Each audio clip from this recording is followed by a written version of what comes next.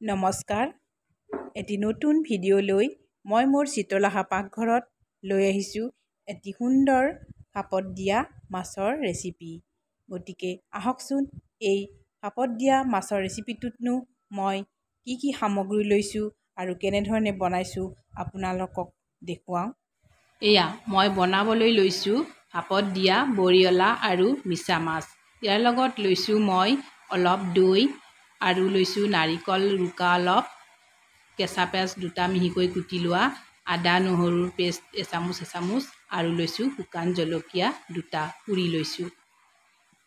তাৰপিছত লৈছোঁ গুড়ি মছলা মিহলি কৰা, ৰেড চিলি পাউডাৰ, জিৰা গুড়ি, ধনিয়া গুড়ি আৰু লৈছোঁ লগত হালধি নিমখ। এইখিনি এতিয়া মই এটা টিফিন বাতিত গোটেইখিনি সামগ্ৰী ভৰাই লৈছোঁ। তাৰপিছত মই এতিয়া ইয়াত দিছোঁ এফাল ভোট জলকীয়া আৰু দিছোঁ কেঁচা জলকীয়া 3টা আৰু দিছোঁ কেঁচা মিঠাতেল 2 চামুচ। এই মিঠাতেলটো দিলে বৰ সোৱাদ হয়। আৰু দিছোঁ গুড়ি মছলাখিনি।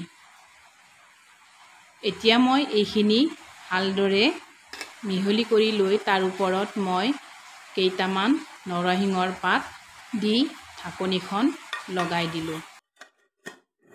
ঢাকনিখন লগাই দি মই গেছত উঠাই থোৱা ষ্টিমাৰটোত ভৰাই ঢাকন মাৰি 20-25 মিনিটমান তাক সিজিবলৈ থৈ দিলোঁ।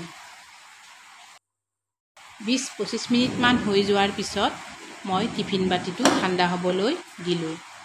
ঠাণ্ডা হ'বৰ পিছত মানে এয়া চাওক, মই টিফিন বাতিটো খুলি দেখিলোঁ, বা কি ধুনীয়া।